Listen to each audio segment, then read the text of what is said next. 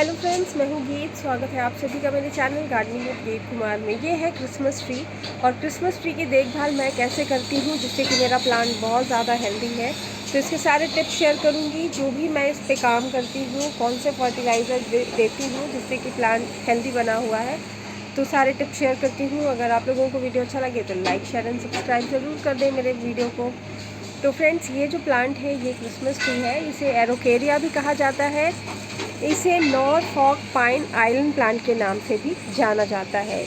ये जो प्लांट है ये एक ऑर्नामेंटल प्लांट है जिसमें सिर्फ पत्तियां आती हैं। इस पौधे में फूल नहीं आते हैं। ये जो प्लांट है जिसको आप ट्री बोल सकते हैं क्योंकि ये बहुत ज़्यादा बड़े हो जाते हैं, बहुत ज़्यादा बड़े बड़े हो जाते हैं, तो इसे ट्री कहना ज़्यादा सही होगा।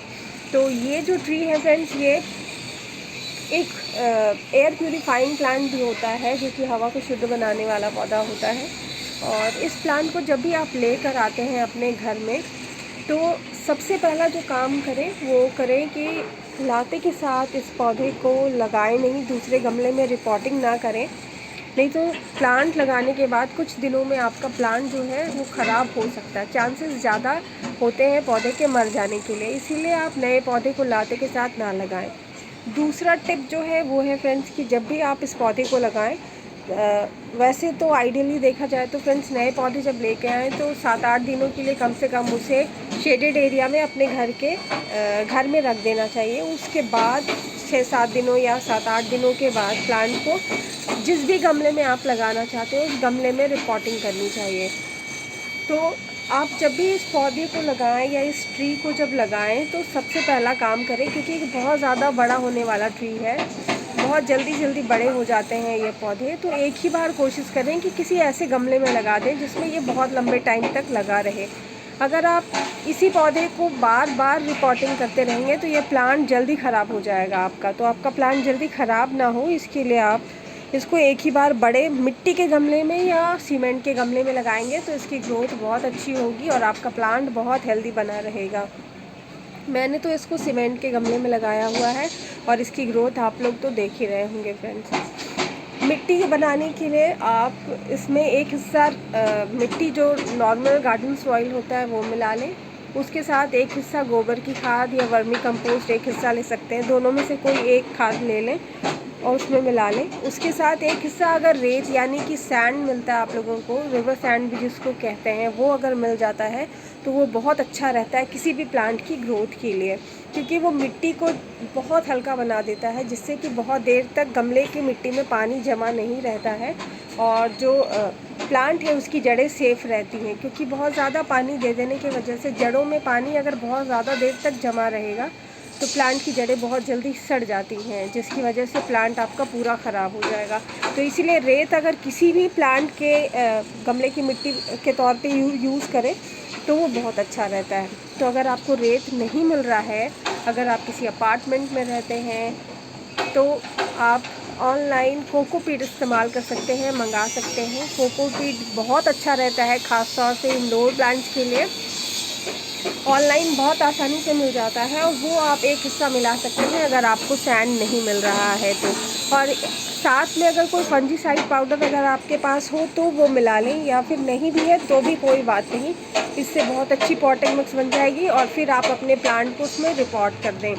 और जब भी प्लांट को रिपोर्ट करें तो अगर आप नए हैं गार्डनिंग में, पहली बार पौधा लगा रहे हैं या बहुत ज़्यादा एक्सपीरियंस नहीं है आपको नया पौधा लगाने का, तो आप उसकी जड़ों के साथ जो उसका रूट बॉल होता है जो पॉली बैग से ढका रहता है उसको बिल्कुल छेड़छाड़ ना करें। उसकी पॉली बैग को हल्के से हाथों से निकाल दें और उसकी जड़ों से जो नीचे की तरफ है हल्की सी मिट्टी, 1 इंच मिट्टी बस निकालें, उससे ज़्यादा मिट्टी ना निकालें और उसको एज इट इज़ लगा दें। या फिर आप सिर्फ उसके पॉली बैग से निकालते के साथ उसको आप उसमें गमले में लगा दें, जिससे कि आपका प्लांट ख़राब होने की जो चांसेस है वो बहुत कम हो जाएंगे। और फिर पानी डाल के आप कुछ दिनों तक, 4-5 दिनों तक कम से कम इसको शेडेड एरिया में ही रहने दें। उसके बाद जब ये प्लांट धीरे धीरे स्टैब्लिश हो जाता है गमले में, तो फिर आप इसको ऐसी जगह में प्लेस कर दें जहाँ पे इस पौधे को आप रखना चाहते हैं। लेकिन इतना ध्यान ज़रूर रखें जहाँ पे भी इस पौधे को रखें वहाँ पे बहुत अच्छी रोशनी आनी चाहिए, क्योंकि ये ब्राइट लाइट इस पौधे को बहुत ज़्यादा पसंद है। और इसकी बहुत अच्छी ग्रोथ, अगर आप चाहते हैं कि आपका प्लांट बहुत अच्छी तरह से ग्रो होता रहे, हेल्दी ग्रोथ हो इस प्लांट की, तो आप इसको धूप ज़रूर दिखाएं। लेकिन धूप भी दिखाएं तो 3-4 घंटे की धूप इससे मिलती है। अगर हल्की धूप मिल जाती है, सुबह की हल्की धूप 3-4 घंटे की, तो इसकी ग्रोथ बहुत ज़्यादा अच्छी होगी। लेकिन आप इसको इंडोर अगर आपने रखा हुआ है, बहुत लंबे टाइम तक अगर आप इसको धूप नहीं दिखाएंगे तो ये प्लांट बिल्कुल लैगी हो जाएगा। कहने का मतलब है कि ये बस इस तरह की इसकी डाली, इस तरह से जो इसका आप तना देख रहे हैं, ये जो स्टेम है ये बिल्कुल इस तरह से सीधा निकलता जाएगा, पत्तियाँ ऊपर निकलेंगी और नीचे की जो पत्तियाँ हैं वो झड़ना शुरू हो जाएंगी। झड़ते झड़ते सारी पत्तियाँ गिरना शुरू हो जाएंगी 1 बाय 1, और फिर आपका प्लांट जो है बस ऊपरी हिस्सा बाकी रह जाएगा, जिससे कि प्लांट बिल्कुल देखने में अच्छा नहीं लगेगा। तो आप इसको धूप इसलिए बहुत ज़रूरी है पौधों के लिए धूप। तो इसको वीक में या फिर मंथ में कम से कम 1 से 2 बार इसे 3-4 घंटे की हल्की धूप ज़रूर दिखा दिया करें, जिससे कि इसकी ग्रोथ अच्छी होगी। बहुत ज़्यादा कड़ी धूप में इस पौधे को ना रखें, नहीं तो आपका प्लांट जो है, प्लांट की पत्तियां जल सकती है। ख़ास तौर से कड़ी धूप में आप सर्दियों में तो रख सकते हैं, क्योंकि सर्दियों में कड़ी धूप नहीं निकलती है, और अगर निकल भी रही है तो वो उतनी ज़्यादा प्लांट को उतना ज़्यादा हार्म नहीं करती है। प्लांट के लिए वो सफिशिएंट ही रहता है सनलाइट। लेकिन गर्मियों में अगर कड़ी धूप में आप इसको रखेंगे तो प्लांट आपका पूरी तरह से ख़राब हो सकता है, जल सकता है, इसकी पत्तियाँ जल जाएंगी। तो कड़ी धूप से इसको गर्मियों में बचाने की ज़रूरत है, जिससे कि आपका प्लांट जो है वो हेल्दी भी बना रहेगा और खूबसूरत तरीके से इसकी ग्रोथ होती रहेगी। इसकी इस तरह से कुछ पत्तियाँ ये देखिए निकलती रहती हैं। और एक बात ध्यान रखें कि अगर आपका ऊपर का पोर्शन या यहाँ पे कोई भी सबसे ऊपर टॉप का जो कोई भी पत्ती ख़राब हो रही है, या फिर पूरी पत्तियाँ गिर गई हैं या कीड़े भी लग रहे हैं, तो भूल से कभी भी यहाँ से इसके शूट्स जहाँ से निकल रहे हैं, ये टॉप वाला जो पोर्शन मैं आप लोगों को दिखा रही हूँ, इसको भूल कर भी ना काटें। वरना अगर आप इसकी प्रूनिंग कर देते हैं, इसको काट देते हैं यहाँ से, तो इसकी प्लांट की जो आप इसका जो शेप देख रहे हैं, ऐसा शेप बिल्कुल नहीं रहेगा। ऊपर से फिर इसकी शेप जो है बिल्कुल डिफरेंट हो जाएगी। इसके नए इधर से या फिर इधर से तिरछी तरफ से इसके शूट्स निकलेंगे और फिर आपका प्लांट का जो शेप है बिल्कुल ख़राब हो जाएगा। तो ये गलती बिल्कुल भी ना करें, इस बात का ध्यान रखें जब भी प्लांट की आप कटिंग प्रूनिंग करते हैं। इस पौधे में कटिंग और प्रूनिंग ये सब इन सब चीज़ों की ज़रूरत नहीं पड़ती है। बस नीचे की जो पत्तियाँ सूख जाती हैं उनको काटने की ज़रूरत होती है। अगर नहीं भी काटते हैं तो वो अपने आप सूख कर गिर जाती हैं। तो इसलिए इन पौधों के ऊपर इतनी प्रूनिंग की ज़रूरत नहीं होती है। तो ये सब एक्सपेरिमेंट इन पौधों पे नहीं करें तो ही ठीक रहेगा और इसकी ग्रोथ अच्छी होगी। और महीने में जब आप इसकी नई रिपोर्टिंग करते हैं पौधे को, उसके 1 महीने के बाद इसमें नया फर्टिलाइज़र जो आप डालेंगे वो आप इसमें डाल सकते हैं फ्रेंड्स। घर में यूज़ होने वाले जो किचन वेस्ट है, जैसे आलू के छिलके निकलते हैं, उसको सुखाकर इसके गमले की मिट्टी में आप मिट्टी के नीचे दबा दें, फिर पानी डाल दें।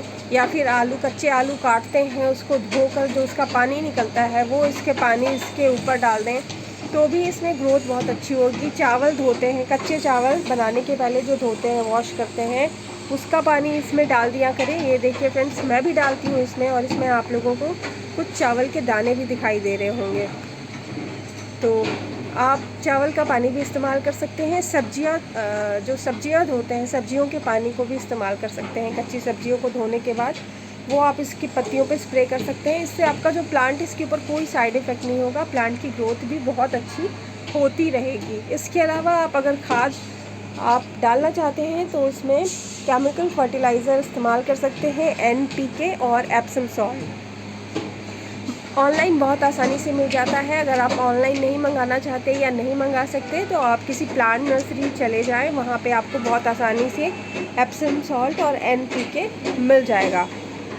तो जब आप लेकर आते हैं तो कोशिश करें कि पाउडर फॉर्म में हो, तो पाउडर फॉर्म में बहुत आसानी हो जाती है इस्तेमाल करना पौधों के ऊपर। तो पाउडर फॉर्म में रहता है तो आप 1 चम्मच एप्सम सॉल्ट और 1 चम्मच NPK दोनों को 1 से 1.5 लीटर स्प्रे बॉटल में, 1 से 1.5 लीटर का जो स्प्रे बॉटल आता है उसमें आप पानी भर लें 1 से 1.5 लीटर, और उसमें 1 चम्मच दोनों का मिक्स करके अच्छे से डिज़ोल्व करें, मिलाएं बोतल को।